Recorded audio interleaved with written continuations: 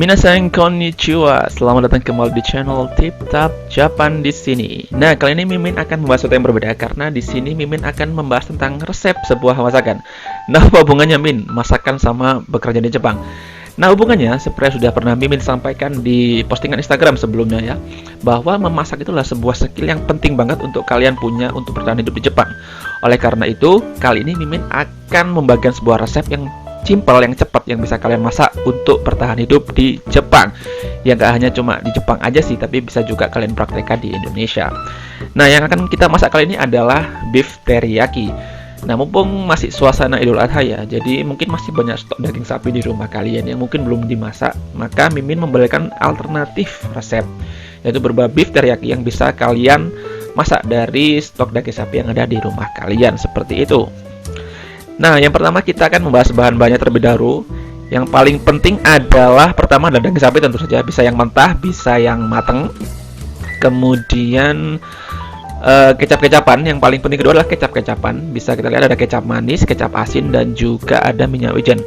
Nah, untuk kecap asin sebenarnya itu lebih baik kalau kalian pakai kecap asin Jepang atau soyu. Tapi kalau memang tidak ada, berhubung ini adalah masak darurat gitu ya, masak darurat yang cepat dan simpel, kalian bisa pakai aja kecap asin yang tersedia di rumah gitu. Nah, kemudian yang penting juga adalah ada jahe, ada bawang putih, kemudian bawang bombay, dan juga ada pemanis berupa gula. Tapi sebaiknya kalau kalian punya madu atau punya jus apel gitu ya, kalian bisa memanfaatkan jus apel atau madu sebagai pemanis karena rasa manisnya itu berbeda dibandingkan gula pasir biasa seperti itu. Tapi kalau tidak ada juga tidak apa-apa, kalian bisa memanfaatkan gula pasir biasa. Seperti itu.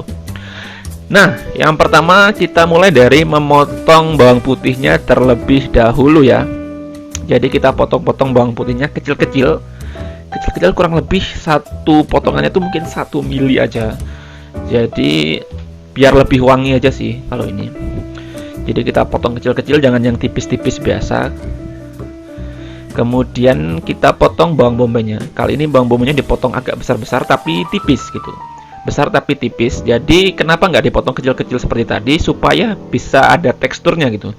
Jadi kita bisa merasakan tekstur krenyes-krenyes dari bawang bombay ini gitu. Jadi selain bisa merasakan tekstur dari daging sapi, kita juga bisa merasakan tekstur krenyes-krenyes dari bawang bombay.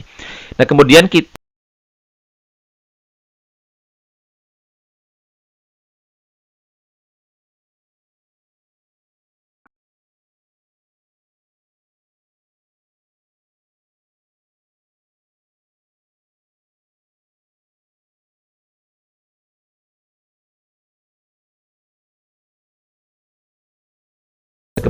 juga campurkan minyak wijen.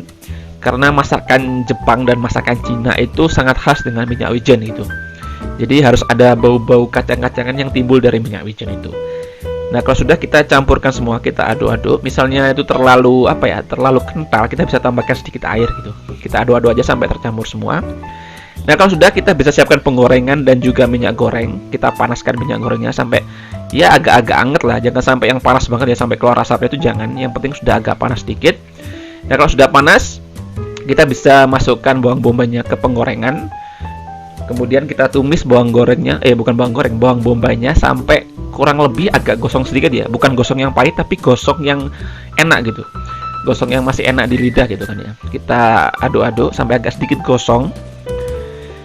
Nah, kalau sudah agak sedikit gosong, kita bisa masukkan jahenya. Jahenya itu jangan diiris tipis, jangan juga dirajang, tapi dibiarkan aja gede-gede segitu itu. Supaya nanti sewaktu kita makan itu kita tidak sengaja mengunyahnya gitu kan. Karena kalau mengunyah jahe itu kan nggak enak. Nanti ini pasti dibuang kok. Nanti kalau udah dimasak nanti dibuang. Jadi jahenya ini kita ambil aromanya aja gitu. Nah, yang kemudian kita masukkan bawang putih. Bawang putih ini dimasukkan terakhir supaya dia nggak gosong duluan gitu. Jadi urutannya itu bawang bombay dulu yang gosong, kemudian jahenya yang gosong, baru nanti bawang putihnya yang gosong, seperti itu. Kita aduk-aduk sampai dia agak sedikit gosong.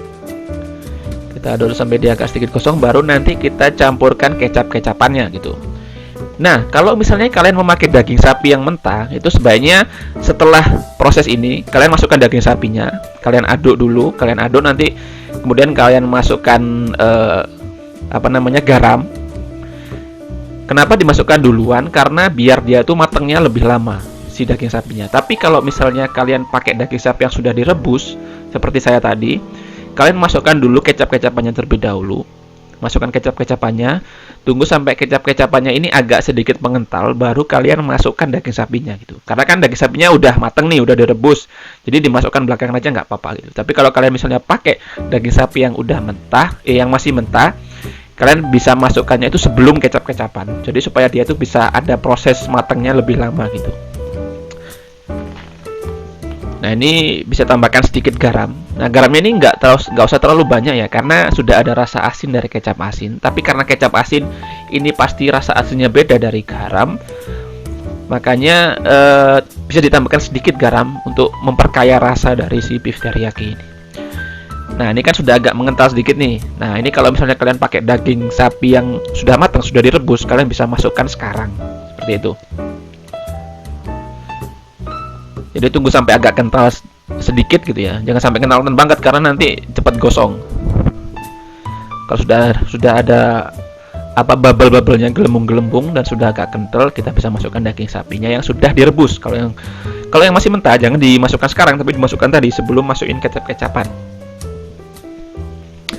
Nah, ini kita aduk-aduk sampai bumbunya itu tercampur rata di dagingnya supaya meresap juga. Kita aduk-aduk terus, kita tunggu sampai agak sedikit gosong. Jangan gosong yang pahit ya, tapi gosong yang enak gitu. Jadi tunggu sampai dia itu bumbunya itu melekat di dagingnya. Nah, kalau sudah seperti ini, sudah melekat di dagingnya, kita bisa matikan api, kita bisa angkat, dan kita bisa sajikan dengan nasi putih yang panas. Wah, itu kan enak banget ya. Nah, ini kita bisa sajikan di nasi putih dengan nasi putih yang panas gitu kan. Kita siapkan mangkok, kemudian kita masukkan nasi putih yang panas, kemudian kita juga masukkan atau kita taruh daging sapi yang sudah matang ini, atau beef teriyaki yang sudah matang ini. Wah, pasti rasanya enak banget ini. Nah, ini apa ya? Resep yang cukup simpel yang bisa kalian praktekkan di mana saja, mau di Indonesia atau di Jepang juga bisa. Dan ini kurang dari 15 menit loh kalau kalian sudah sudah prepare sebelumnya. Masak ini tuh cepet banget, nggak sampai 15 menit udah jadi, beneran deh. Nah, seperti ini hasilnya. Jadi Mimin berusaha memberikan alternatif baru dari masakan daging-dagingan yang ada selama Idul Adha ini ya. Jadi biasanya kan kita masak gulai, rawon, sate gitu kan. Nah, ini mungkin alternatif resep yang berbeda kalau kalian bosan dengan masakan Indonesia tapi dagingnya itu masih banyak, stok daging sapinya itu masih banyak, kalian bisa memasak dengan resep ini, yaitu beef teriyaki ala daging kurban, seperti itu. Nah, kalau kalian suka dengan resep yang simple dan mudah ini, kalian bisa komen di bawah gitu kan ya, komen di bawah, pencet tombol like, subscribe, dan juga bagikan ke teman-teman kalian. Nah, semoga video ini bermanfaat buat kalian, entah itu di Indonesia, entah itu di Jepang nantinya. Oke, sekian aja dulu dari Tip Top Japan. Sampai ketemu lagi di video yang lain. Sampai jumpa.